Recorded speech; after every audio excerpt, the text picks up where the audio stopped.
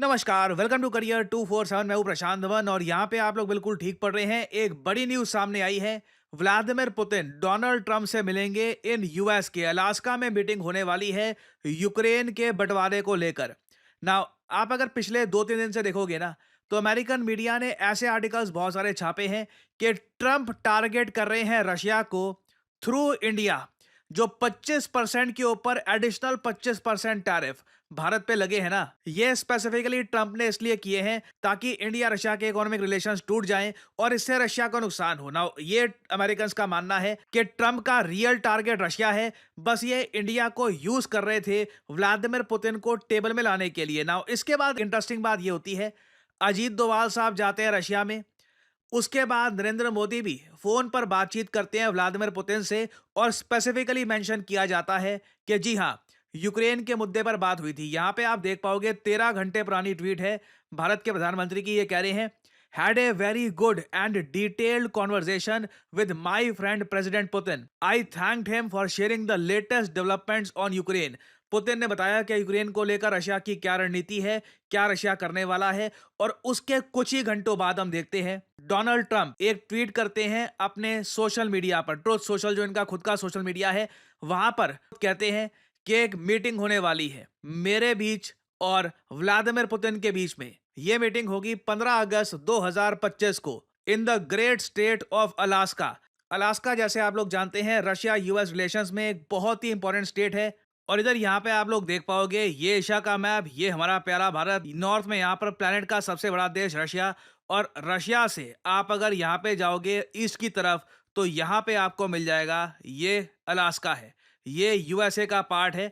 और आप अगर वैसे देखो, अलास्का और रशिया के बीच में जो दूरी है ना, ये कुछ 200-300 किलोमीटर के आसपास की है। और एक टाइम पर तो अलास्का रशिया का पार्ट हुआ करता था। 1867 में रशियन एम्पायर ने अलास्का बेच दिया था यूएसए को, जो मैं मानता हूं एक बहुत ही बड़ा जियोपॉलिटिकल ब्लंडर था रशिया का। आज भी रशिया पछताता है कि इतने सस्ते में अलास्का क्यों बेच दिया यूएसए को। अब यहाँ पे आप पूछोगे, अच्छा ठीक है, अलास्का में पुतिन और ट्रंप मिलेंगे, क्या यहाँ पर सीज फायर की बात की जाएगी? नहीं, सीधा सीधा अब रशिया ये कहेगा कि अगर वॉर रोकनी है ना, तो आधा यूक्रेन हमको दे दो।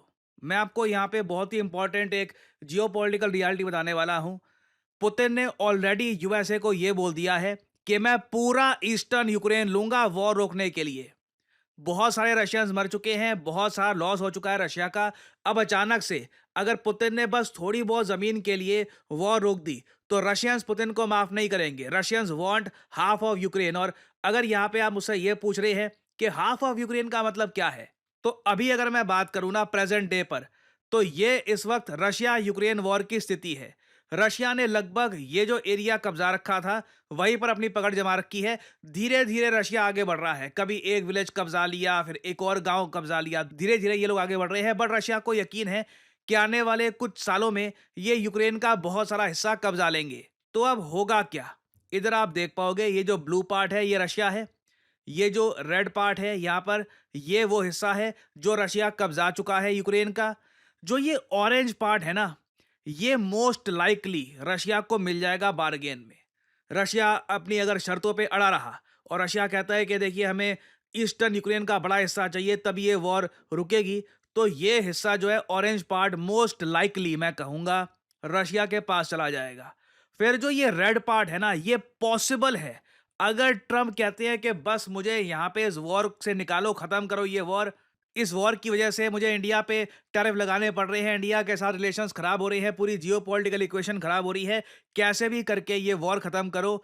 अगर ट्रम्प डेस्परेट हुए, तो ये वाला जो पूरा हिस्सा है ना, लाल वाला, ये भी रशिया ले जा सकता है और ये बंटवारा होगा यूक्रेन का।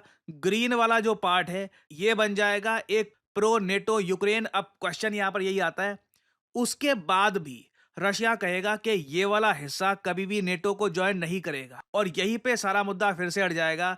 ट्रम्प कहेंगे कि तुमने अगर पूरा ईस्टर्न यूक्रेन ले लिया, तो वेस्टर्न यूक्रेन को सिक्योरिटी गारंटी के रूप में नेटो की मेंबरशिप लेने दो ना, ताकि कल को हम ये बात इंश्योर कर पाए कि तुम बाकी बचे हुए यूक्रेन को अटैक नहीं करोगे। तो इसी बात को लेकर अलास्का में बातचीत होगी कि आखिर ईस्टर्न यूक्रेन जो पुतिन कह रहे हैं कि मैं लेकर रहूंगा, ईस्टर्न यूक्रेन का मतलब क्या है? क्या ईस्टर्न यूक्रेन बस ये ऑरेंज वाला पार्ट होगा, ये रेड पार्ट होगा, या फिर कुछ एक और समझौता होगा? 50-50% के आसपास ये बातचीत करेंगे। और अगर यहाँ पे आप मुझसे ये पूछ रहे हैं, ज़ेलेंस्की मान जाएंगे? इतने लंबे समय तक वॉर करी है, 3 साल से रशिया से लड़ रहे हैं, कई यूक्रेन के लोग भी मारे गए हैं, यूक्रेन एज ए कंट्री तबाह हो चुका है, तो ज़ेलेंस्की साइन करने को तैयार हो जाएंगे? देखो, ट्रंप ने रिसेंटली एक बात बोली है कि ज़ेलेंस्की को साइन करने के लिए तैयार रहना होगा। जल्द से जल्द ज़ेलेंस्की को कुछ ना कुछ डॉक्यूमेंट साइन करना होगा जिससे ये वॉर फाइनली खत्म हो। इधर जो ये वीडियो है ट्रंप की, ये आप सुन पाएंगे। Now, President Zelensky has to get all of his everything he needs because he's going to have to get ready to sign something, and I think he is working hard to get that done. Will Zelensky have to give up territory, Mr. President? Well, you're looking at territory that's been fought over for 3.5 years with, a lot of Russians have died, a lot of Ukrainians have died. So we're looking at that, but we're actually looking to get some back and some swapping. It's complicated. It's actually nothing easy. It's very complicated, but we're going to get some back. We're going to get some switched. There'll be some swapping of territories to the betterment of both. ना Trump यहां पर कह रहे हैं कि US territories की swapping देख रहा है कि कुछ टेरिटरी रशिया कब्जा लेगा, उसके बदले में कुछ टेरिटरी यूक्रेन को मिल जाएगी। I don't think that's going to happen. ये पूरा समिट बुरी तरीके से फेल भी कर सकता है अगर ट्रम्प उसी एटीट्यूड से पुतिन से बात करते हैं जैसे ये पूरी दुनिया से बात कर रहे हैं, क्योंकि टेरिटरी स्वैपिंग का इशू ये पुतिन को सूट करेगा नहीं, अनलेस ऐसा हो कि एक छोटा सा हिस्सा यूक्रेन को मिलता है, उसके बदले में 10 गुना बड़ा हिस्सा मिल जाता है रशिया को। दैट इज कंप्लीटली डिफरेंट, वो एक अलग सिनेरियो होगा। मगर ट्रंप ने ज़ेलेंस्की को कह दिया है कि भैया आप देखो, फाइनल बातचीत करने का समय आ चुका है, बॉर्डर्स रीड्रॉ होंगी, डिसाइड कर लो कौन सा हिस्सा तुमको चाहिए, कौन सा हिस्सा तुम गंवाने को तैयार हो, क्योंकि अब हम ये वॉर खत्म करने का प्रयास करेंगे। तो अलास्का का समिट देखिए बहुत ही इंटरेस्टिंग होगा। जी हाँ, यहाँ पर इस बारे में भी बात की जाएगी कि आज के समय यूएसए रशिया के ऑयल बायर्स को टारगेट क्यों कर रहा है। बिल्कुल रशिया ये मुद्दा उठाएगा कि इंडिया को टारगेट क्यों यहाँ पर किया जा रहा है यूक्रेन के इशू को लेकर। और यहाँ पे हो सकता है कि ट्रम्प ये बोले कि अगर आप चाहते हैं कि इंडिया पर से जो 25% टैरिफ है ये हम हटाएं, तो उसमें नेगोशिएशन में कुछ ना कुछ दो, हमको कुछ लैंड स्वैपिंग करने के लिए तैयार हो जाओ। तो अगेन जो नेगोशिएशन होगी, मुझे लगता नहीं है कि एक समिट में पूरी होने वाली है। लगता है कि ऐसे 2, 3, 4 समिट, 5 समिट भी हो सकते हैं। इस बीच काफी बार ट्रम्प गुस्सा भी होंगे, ये व्लादिमीर पुतिन पे हो सकता है कि भड़के भी, बट इवेंचुअली डोनाल्ड ट्रम्प के हाथ काफी हद तक बंधे हुए हैं इस मामले में, क्योंकि अगर ये कह देते हैं कि पूरा ईस्टर्न यूक्रेन तुम ले लो, जो पुतिन डिमांड कर रहे हैं कि मैं ईस्टर्न यूक्रेन लूंगा, उस केस में देखिए यूरोप हमेशा के लिए ना यूएसए पर से विश्वास खो देगा। ऑलरेडी काफी हद तक यूरोपियंस ने समझ लिया है कि अपनी सिक्योरिटी इनको खुद ही देखनी होगी, यूएसए पर डिपेंड ये लोग नहीं कर सकते। तो अलास्का का जो समिट है, इसका इम्पैक्ट बिल्कुल भारत पे होगा। यहाँ पर जो भी निष्कर्ष, जो भी रिजल्ट निकल के आता है, अगर मान लीजिए समिट फेल कर जाता है, कुछ बातचीत नहीं हो पाती, उस केस में मोस्ट प्रोबेबली ट्रम्प चाइना पर भी सिमिलर टाइप के टैरिफ लगा देंगे जो भारत पे लगाए हैं, और हो सकता है कि इंडिया पे टैरिफ और एडिशनल लगा दें ताकि भारत इवेंचुअली रशिया से ऑयल परचेज करना बिल्कुल बंद कर दे। प्रेशर डाला जाएगा, काफी अगली टैक्टिक्स होंगी। तो ये अलास्का समिट 6 दिन में जब होगा, इससे रिलेटेड जो भी डेवलपमेंट्स हैं विद करेक्ट इन्फॉर्मेशन ये मैं आपके साथ शेयर करूंगा, because this impacts not just US and Russia, this impacts India as well.